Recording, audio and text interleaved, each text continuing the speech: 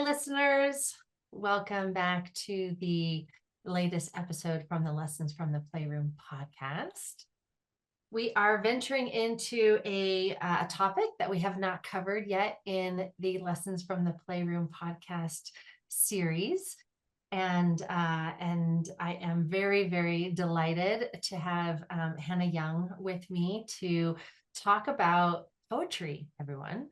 And not only the magic of poetry, but how we can use it ourselves as clinicians to support our own journey, our own integration, and also the usefulness of the work that we do with kids in the playroom. So with that being said, I want to introduce Hannah to you.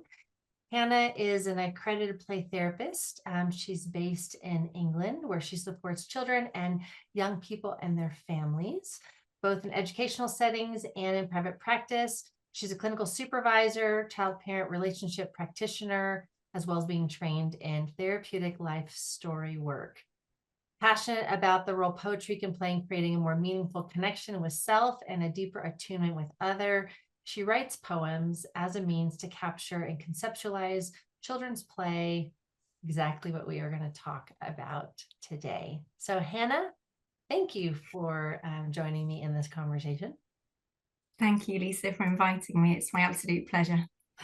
So I just want to jump in right away around sort of two big things. One is I'm curious about your own journey with poetry, and have you always loved poetry? Have you always written poetry? So that's sort of one part of it. And then the second one is poetry, I think, can be really intimidating or the idea of it can be intimidating for a lot of play therapists. So I also wanted you to say some things about that at the beginning of this conversation. So listeners, as we are talking, if you happen to be one of those individuals that feels intimidated by poetry, by the way, that's me also, that we can have be held a little bit as we move into the conversation. So wherever you want to start with those, Hannah. So I think the idea of holding containment is probably where my journey with poetry began. A really big event, my 16th birthday, and I lost my grandfather, who I was incredibly close to, and very suddenly in a car accident. And being 16, I didn't necessarily have the people to go to, the words to vocalize those feelings. So little did I know it, but poetry became my silent friend. It became a place that could hold those feelings, mainly anger, in fact. Anger that someone had gone and I didn't know why, and I was angry with the person who'd taken them from me. So the page held the burden of that grief. And little did I know at the time that that was a form of self-reflection, a form of narrative therapy in itself, where now people journal and it's a mindful activity. But at the time, it was simply a way to hold what I was feeling, to contain it. Beautiful. And I firmly believe that a poem leaves a footprint. It stays with us. And that moment in time has stayed with me since then. It formed a really important part of my journey with poetry, in fact, because I handed that poem in to my English teacher at school, and English was my absolute favorite subject at school. Words were something I saw such meaning and imagery and another place to go to, which is interesting that I became a lawyer and then a therapist, very different, but both working with words and language. And the reason I mentioned my English teacher was because I handed that assignment in, that poem, but she refused to grade it. She didn't mark it. And I'm forever grateful for that moment, because in that moment, she showed me what poetry could be. And I suppose speaking to what you've just described and naming possibly the intimidation that people feel around the idea of poetry, it doesn't have to be something. It only needs to be something to you. It only has to have meaning for you, not for somebody else. So I feel like, although there's this idea of cultural humility that we have to have around poetry, that we all have our own perceptions of what poetry might be, our own associations, they're inevitably linked to our experience. whether we were taught it at school and we didn't enjoy it, or maybe it feels obscure or privileged in some way that we don't necessarily have access to it. So I love the way that there's a US counselor and social worker called Lynn Hoffman, and she describes poetry as being painted language. And for me, immediately, there's pictures being conjured up in my mind of what that could be, not what that should be.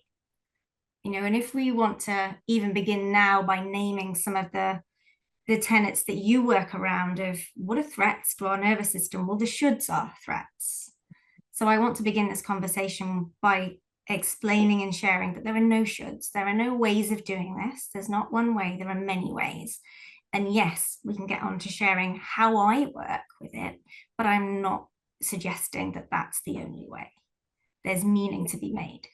I love that you just named that, because as you were naming that, I flashed into where did I get stuck around poetry? So I'm going to name this in case this resonates for any of our listeners.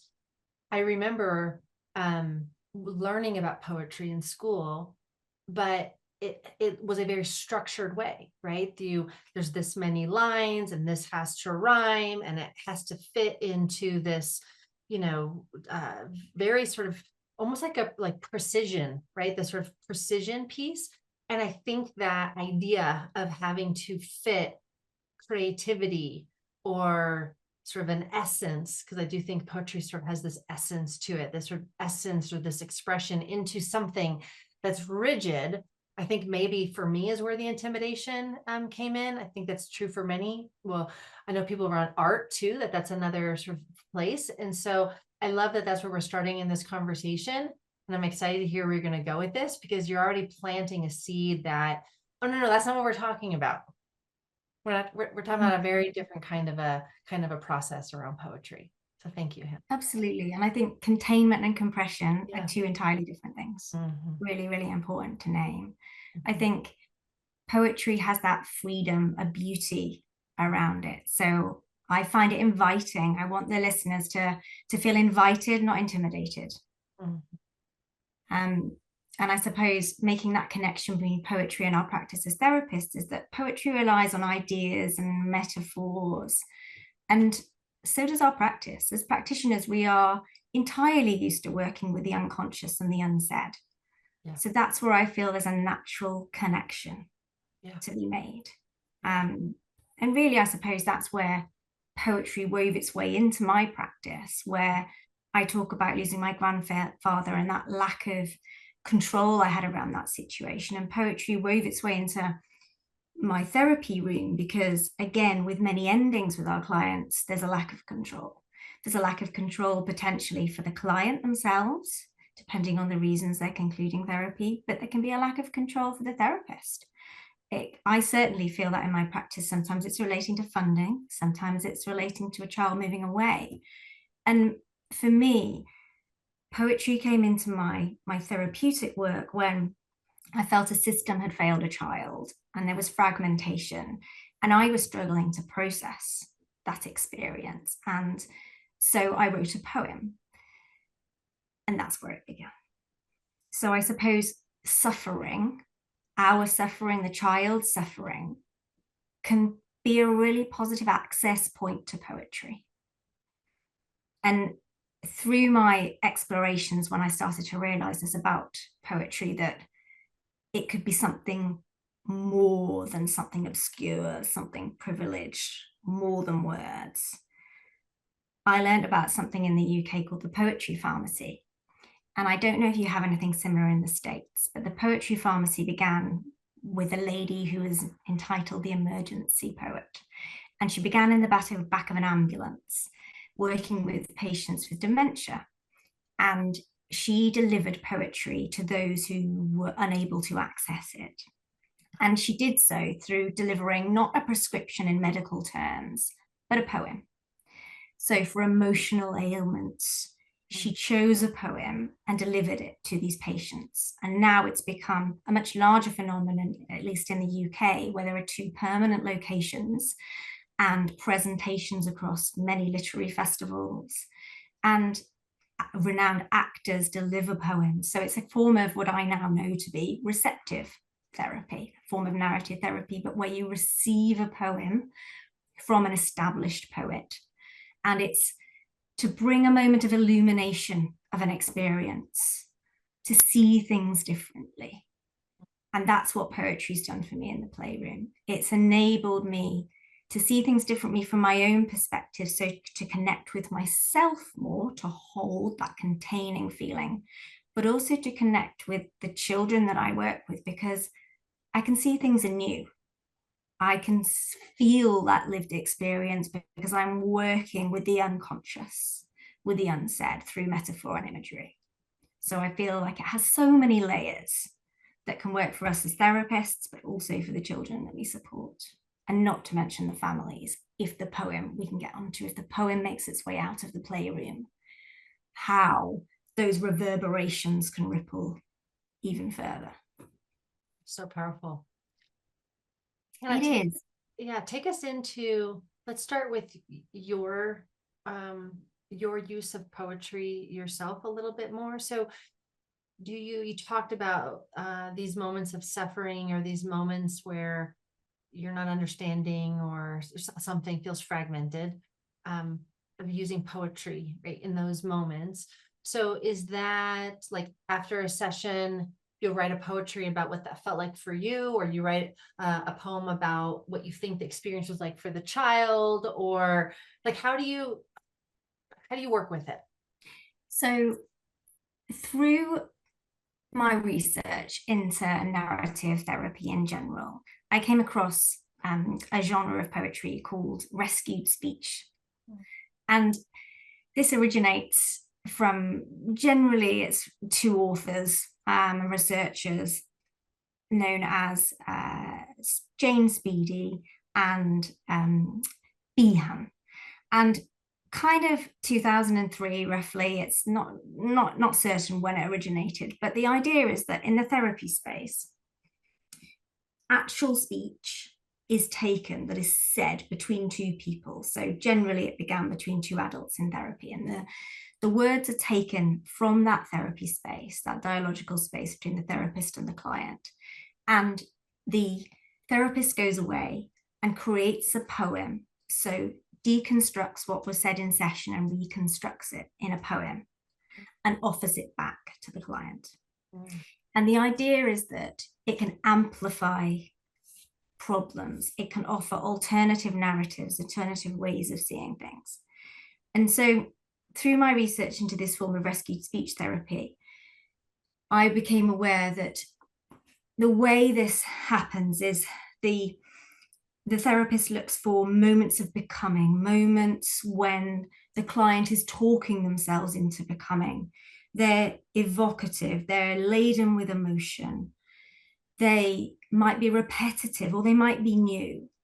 And it dawned on me that these moments are happening in our playrooms all the time.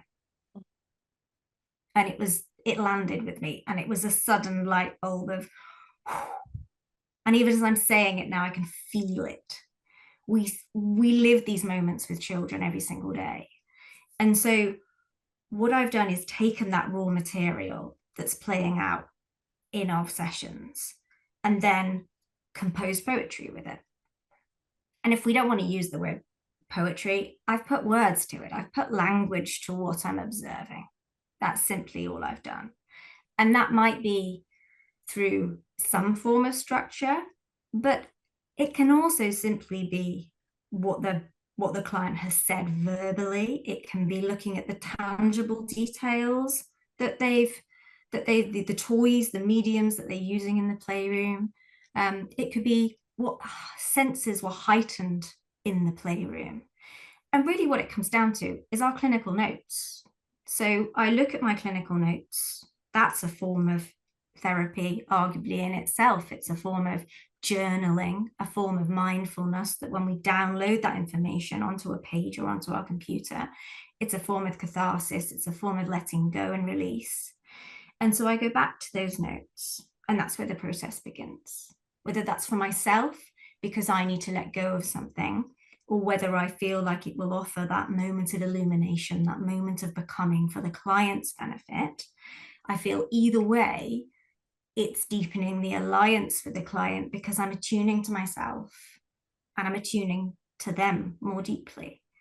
And as part of that process, I'm simply effective listening. I'm being empathic. So I suppose through this language and poetry, I'm not doing any more than therapists are already doing in their daily practice. Yeah. Well, what I love what you just shared in such a creative way is, I mean, even in the playroom, we talk about using reflective statements or observational statements, or just this notion of what I hear you saying is, as sort of the felt sense of what we're up to. I'm basically hearing that that's what this is you're leaving the session, but through poetry, you're creating something that essentially says to the child, what I heard you say was, I see you, I see hear you, Oh, I yeah, I hear understand you. you. Yeah, and this is, yes, so absolutely beautiful. The other piece that I want to highlight, because I think you might be the first person that has put case notes into language that is wrapped in an inspiring sort of context.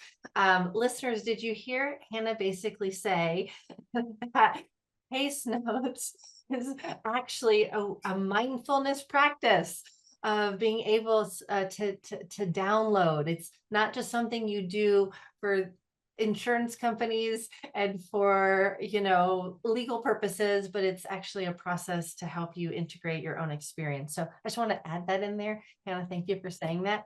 But the largest piece that I heard you say was that, yeah, what if a beautiful gesture, a creative gesture of, I see you and I hear you, and this is what it also felt like to be with you. Absolutely. And it's a gift. I feel like the children and young people we work with offer us a gift in every session, that window into their world. Yeah. And if they do so, they trust us with it. Do you happen to have an example of one? Absolutely. Yeah, So, I'd love to hear. so the one I can share, at least initially, I have another that might be interesting in terms of how I offered it back to a client. Yes, exactly. Let's go there next. But this is a fictional account because, as I'm sure everyone appreciates, with the duty of confidentiality that we have towards our clients, Yeah. I would need to seek consent of children to be able to share the poems, which is an interesting point because whose ownership, where does the ownership lie for the poem? Because the detail in the poem is about the client. So ethically, I believe the client owns that poem. So this is a fictitious account of a young person who had an eating disorder, who I supported in play therapy sessions alongside a specialist eating disorder charity. And she's named Lindsay. Now, Lindsay's relationship with food was intricately connected with the lack of control she felt in the rest of her life. And she was powerless to affect change in her life. So I saw the way that food offered Lindsay, a bit like in how I described my experience when I was 16, that silent friend that poetry offered me. Food offered her something potent, something to cling to. Companionship, but it was also self-destructive. So I wrote a poem about Lindsay and my experience with her in the playroom, and it's called The Hollow. Food is your weapon, the constant you know, a silent friend you cling to, you won't let it go. Feeling its presence all day and all night, a silent friend you cling to, gripping on tight. Becoming a shadow, drifting away, a silent friend you cling to, they won't let you stay. Empty inside, your energy wanes, a silent friend you cling to, they share your pains. Longing to feel the hollow, it grows, the silent friend you cling to, the one thing you chose.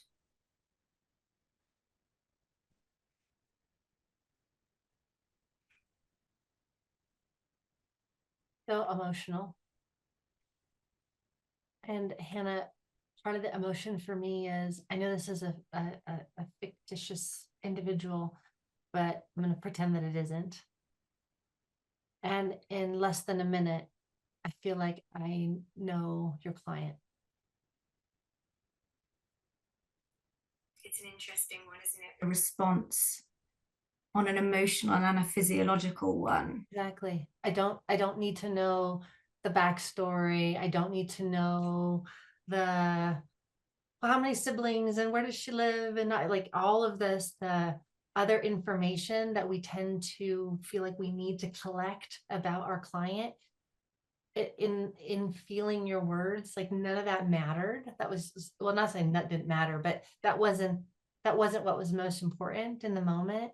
What was most important was the felt sense of your client's inner world that you brought to life through the poem. And wow.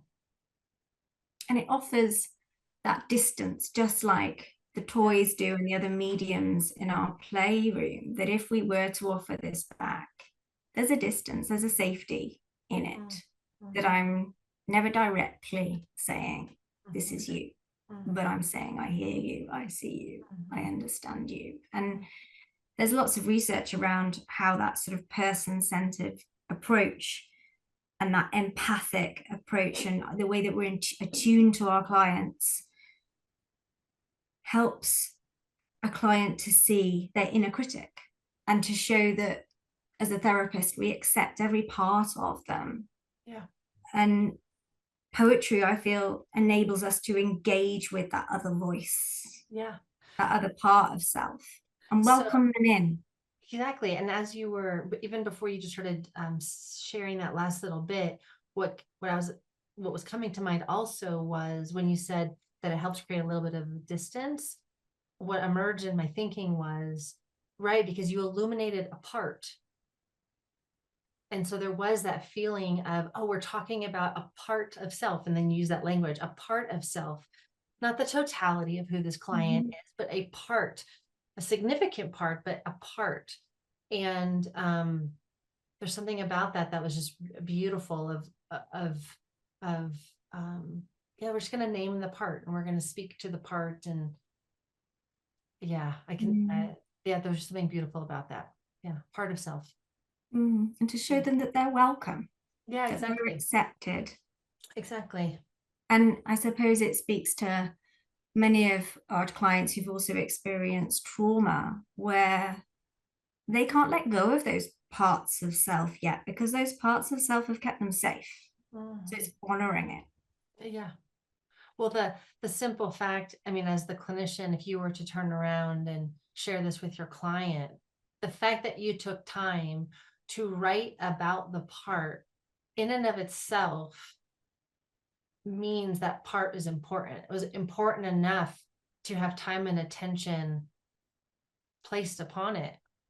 I mean, I mean, what a, I feel that, Hannah, like, dude, like I got tears in my eyes. That house, that is so significant. I mean, at the end of the day, isn't that what we all want, is these hard parts of ourselves to be loved and acknowledged and witnessed? And that's so beautiful.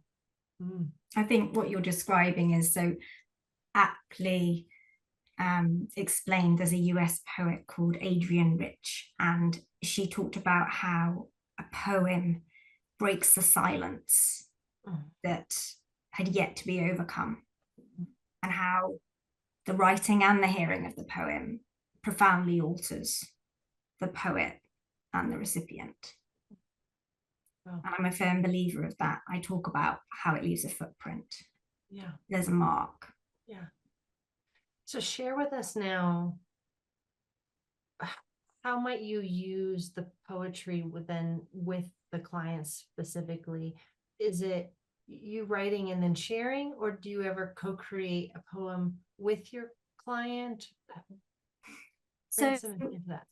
poetry has multiple layers for me in my practice. That we've talked about how it's a tool of self-reflection and how those clinical notes are so important. And suppose it's a tool I use to guard against compassion fatigue in itself, because, you know, if we hold that, then our window of tolerance is going to be narrower. And so our capacity to hold the emotions of the client in the playroom is going to be less. So that's tool number one. I suppose that's where it all began for me, a form of mindfulness and journaling. It then moved on to me trying to conceptualize the play when I was at moments of either endings or impasse in the playroom, where I was struggling to see what was the client's experience, what were they trying to show me. So I would use poetry outside of the playroom. And that's when I would bring together the raw material and the heightened sensations and even mind map it, looking at the systems around the child and bringing in, real words that had been said, those moments of becoming, moments of illumination. But then I've also offered poems back to clients where I think, just like in rescued speech therapy, where I feel they need to hear something. And I think they're ready. And there's always a risk, because that's a judgment that I make. I will offer it to them. It's an invitation. I've written a poem about the experience, and would you like to hear it? And I can share with you one that I do have permission from a client that I've seen. I no longer see her in therapy. She was a young girl who was diagnosed ADHD. She was struggling with her relationships at school, struggling with friendships. She, in her words, she was too much for people. And so you could gradually see her retreating into herself, and her self-esteem was taking a real knock. And so there was a moment of what I describe as being illumination in the playroom, when there was a lot of cooperative play. We were using a ball, and it was passed back and forth, and she became alive with the energy of the ball. She was the ball. So unsurprisingly, I wrote a poem called The Ball.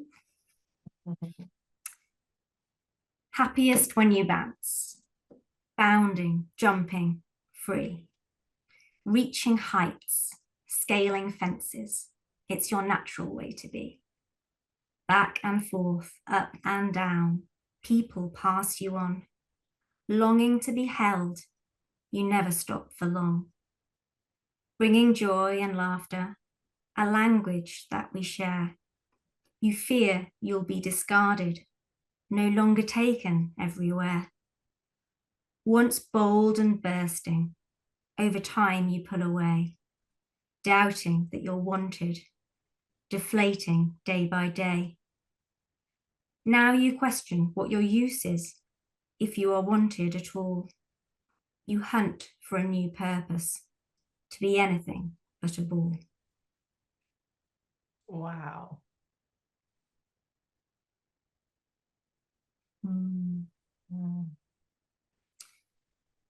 So I shared that with Wow. her. And there were tears. Of course. Yeah. From us both. Yes. And I still feel I have the same response, that physiological, the emotional response. And not only did I share it, but she shared it. So she took it outside of the playroom and she read it to her family. And meaning was made in the playroom, meaning was made at home. Yeah. And she was seen in a new light, and she saw herself in a new light. Yeah. Those reverberations, the ripples, just keep going. Exactly. Wow. So there's moments inside the playroom, there's moments outside, there are moments in the systems surrounding the child that we can work with. Not to mention in supervision. I work in group supervision, and we've worked with poetry and shared. And I've shared in my own supervision sessions with my supervisor. And every time you read a poem, there's a feeling, a physical feeling and an emotional feeling. And research has found that listening to poetry has similar responses to listening to music. So again, anybody who I suppose feels intimidated or threatened by the idea of poetry, poetry is music. When we put language to an experience, we're simply giving it a rhythm, a tempo, there's a melody. And so if it helps to reframe it in that way, then do, because we're surrounded by music.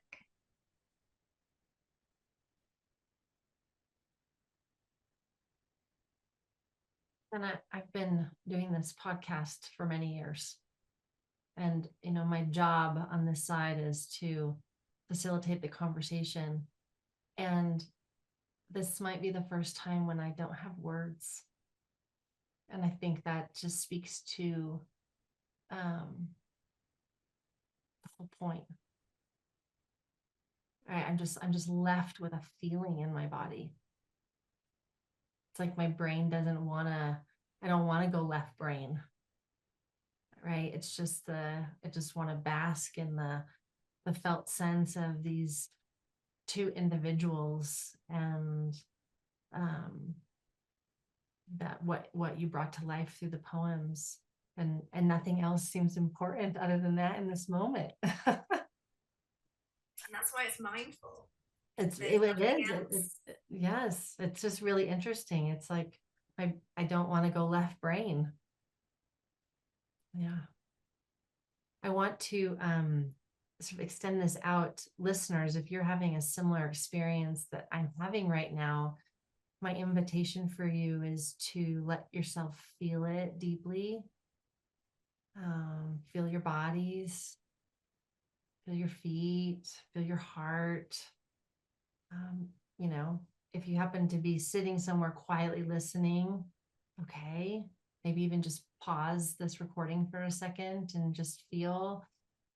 If you're out and about moving, pause, feel. Yeah. Powerful, Hannah.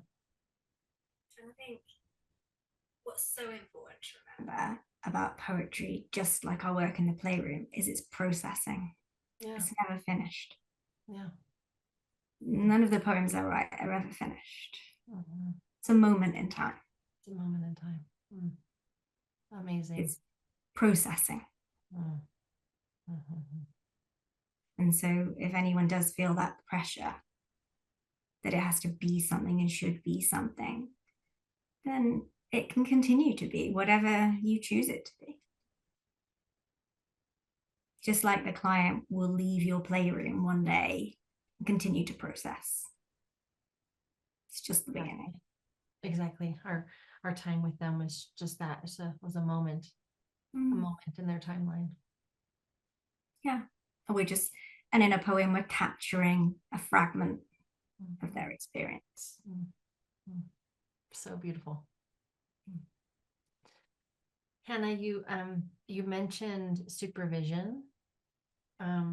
If people are interested in seeking you out for supervision or asking you questions about this or being guided in a process, curious where they can find you.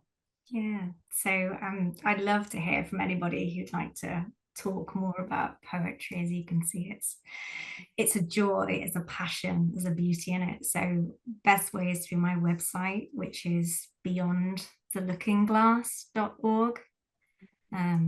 Yeah, please get in touch. Hannah, any final thoughts for our listeners? I think I'd like to share one last poem, if that's all right with you, Lisa. Yeah. It's a slight gift to you. Because I feel like there's this rhythm and pace in the poetry. I feel like it's a tool for self-regulation in itself. And so you talk a lot in your practice around the idea of rocking the baby, of noticing the activation in the playroom around what's going on for you as the therapist and what's happening for the child. And so I wrote a poem entitled The Dance. Mm. But this is my gift to you. Mm. Cradled by your curiosity, you lean into the whispers, attuning to the unsaid. Capturing moments of possibility, you grasp at the unknown. Guided by your body, a blueprint lies within. Language offers a bridge, connecting heart and mind, a clarity of vision, a synergy between us. And so the dance begins. Together we feel the melody, permitting a tempo to unfold. There's a safety in the rhythm and space to see anew. Words providing nourishment, a place for us both to grow.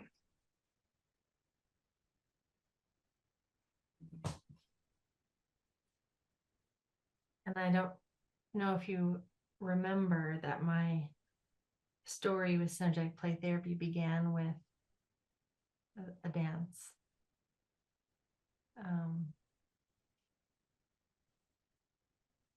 Thank you.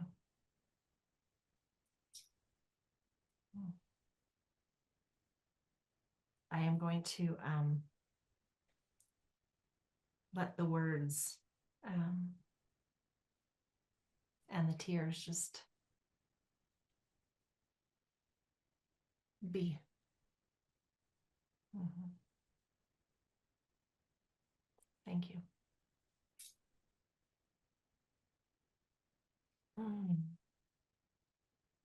So, listeners,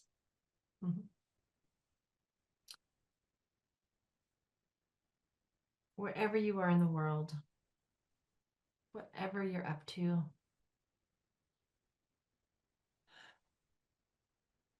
maybe open up to the possibility of writing a poem about it. Mm-hmm. Take care of yourselves. You are the most important toy in the playroom. Thank you, Hannah.